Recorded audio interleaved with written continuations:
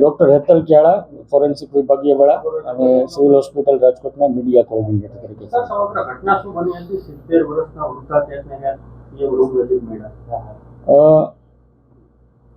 રાતના 10:10 વાગે 108 દ્વારા મવડી વિસ્તારમાંથી પેશન્ટને લાવેલ હતા. એમની સાથે કોઈ સગા સંબંધી ન હતા. જ્યારે આ પ્રકારના દર્દીઓ દાખલ થાય છે ત્યારે આપણે સિવિલ હોસ્પિટલની અંદર હેલ્પ ડેસ્ક ટીમ કાર્યરત છે, જે 24/7 હાજર હોય છે. તેમના દ્વારા દર્દીને સગાની જેમ જ વલણ અપનાવી અને એમની સાથે રાખવામાં આવે છે. ઇમરજન્સી વોર્ડમાંથી જ્યારે એમને વોર્ડમાં જે તે વિભાગમાં શિફ્ટ કરવામાં આવ્યા ત્યારે હેલ્પ ડેસ્કની ટીમના સભ્ય એમની સાથે હતા. જેમને ખાટલો ન મળી જાય ત્યાં સુધી સાથે હતા.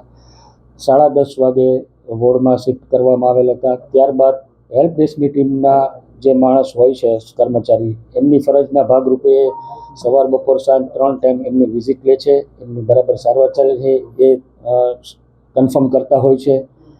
આ બાબતે જ્યારે સવારે 6 વાગે હેલ્પ ડેસ્કની ટીમના સભ્ય ત્યાં રાઉન્ડ લેવા ગયા ત્યારે પેશન્ટ મળેલ ન હતું. ત્યારબાદ તુરંત જ ખબર પડતા તે જે તે જગ્યાએ છે ત્યાંથી લઈ અને પાછું દાખલ કરવામાં આવેલ હતું. પીએમએમની આજુબાજુ સ્ટ્રેચર ઉપર કે જ્યાંથી મળે આવેલું હતું, ઇન્ફોર્મેશન મળેલી એ બાબતે. પરંતુ જ્યારે આ વસ્તુની તંત્રને જાણ થતાં તુરંત જ આ બાબતના સીસીટીવી ફૂટેજ ચેક કરવામાં આવેલા છે. તબીબી અધિક્ષક શ્રી દ્વારા તુરંત આની તપાસ કમિટી બનાવવામાં આવેલી છે. અત્યંત ગંભીર બાબત કહેવાય. જરાક પણ આને સહન ન કરી શકાય, જરાક પણ ચલાવી ના શકાય તે બાબતની બાબત કહેવાય. આ બાબતે તબીબી અધિક્ષક શ્રી ખૂબ જ ગંભીર છે અને કડક કાર્યવાહી કરવા માટે યોગ્ય તપાસ કરી અને રેસિડેન્ટ ડૉક્ટર કે જે કોઈ ઇન્વોલ્વ હોય, જે તપાસની અંદર બહાર આવે તેના ઉપર યોગ્ય ઓથોરિટી દ્વારા કડક કાર્યવાહી કરવામાં આવશે. કાર્યવાહી શું થઈ શકે? કાર્યવાહી જે ડીન મેડમ આમાં સસ્પેન્ડ પણ કરી શકે, એને ટર્મિનેટ બી કરી શકે.